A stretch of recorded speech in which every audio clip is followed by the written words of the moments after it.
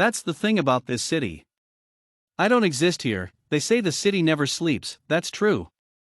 Thousands of people brush past me every day, but not a single one of them see me. I feel like I'm suffocating, drowning in a pit of concrete rubble and lost souls. The tall overhanging buildings intimidate me, especially when they look down on me. Who am I but a lonely countryside girl? It's my first day living here in New York City. Never ever did I imagine leaving the country, but my career dragged me here. I had to be closer, so I upped and left all I ever knew to chase my dreams. I want to be the world's best-selling author. For that, there indeed had to be a sacrifice. My name is Darcy. I'm 31. I'm a Scorpio by day, a Taurus by night. There is, of course, two sides to every girl. Two sides to every story. This is mine. I left school when I was 14. I never fitted in. I was always the quiet one, the observer if you like. If I was to be completely honest, I was a complete loner.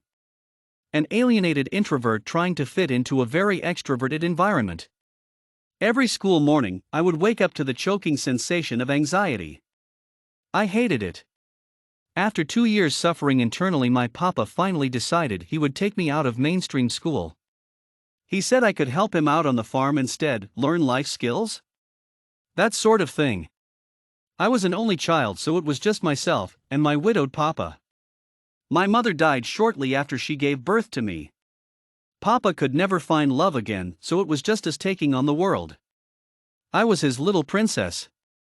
The apple of his eye and the essence of my mother, his dearest love. I was the happiest girl alive.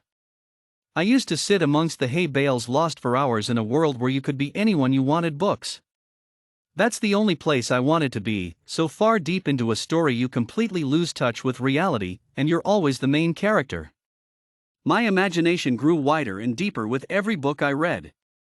Papa brought me a journal so I could note down my own ideas, my own storyline.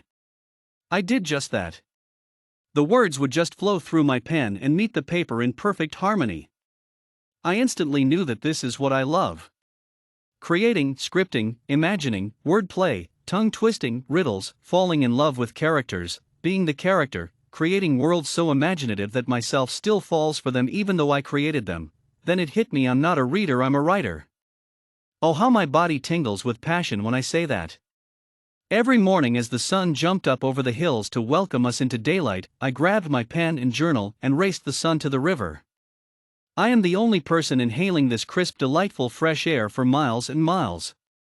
The only company to cross my path is the carefree wildlife. The beautiful sunlit meadows. The clean, excited river gives me a quick wave as it passes on its long journey to the sea. This is the only place I truly exist. I am so alive. So engulfed in my safe haven, I suddenly heard my papa shouting and screaming as he ran towards me in the distance. I panicked and raced toward him. "My darling," he said while panting and swiping a drip of sweat of his forehead. "This letter, it's for you, and I think it must be from." I snatched it. Ripped it open with my heart pulsating at 120 BPM. "It is, Papa, it is. It's from Amethyst Ltd., the publishing company. I had waited forever for that day. My book was being published by the leading company of publishings in New York City. My papa dropped down sobbing while crying out with joy and pride. He noticed that my excitement was quickly stolen. "My darling, what's wrong?" "Papa, it says I must relocate to the city to work in partnership with the company," I stuttered. "Then you must go. Don't you dare decline," Papa demanded. So that's how I ended up here. 6 months later, there are so many things I adore about this living, breathing city. Thousands of people brush past me every day, and every single one of them see me. I'm peaking in my career, my colleagues are like family. In fact, tonight we hit the streets of New York. I paint on my lippy, dive into my long, elegant dress and drench myself in champagne with handfuls of friends and colleagues. As we skip out to the clubs, I feel like I'm founded in a bubble of vitality and unified souls. The tall overhanging buildings illuminate my path, especially when I'm looking up to them. I am so alive, the following day I get a call from Papa who's fallen ill suddenly. I grab my bags and I take the 5,000-mile trip with no hesitation.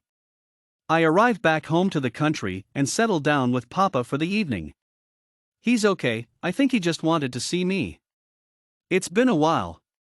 As I wipe away my sleepy eyes the next morning, I see the sun jump up over the hills to welcome us into daylight again, so I grab my pen and journal and race the sun to the river. I am the only person breathing life into this abandoned piece of earth for miles and miles. The only thing to cross my path is grasshoppers and wild birds singing an annoying song. I look around me and see nothing but empty meadows. The deep rushing river spits at me as it passes on its long journey to the sea. I feel like I'm lost in a fabricated thought that evaporated eons ago. That's the thing about this countryside. I don't exist here.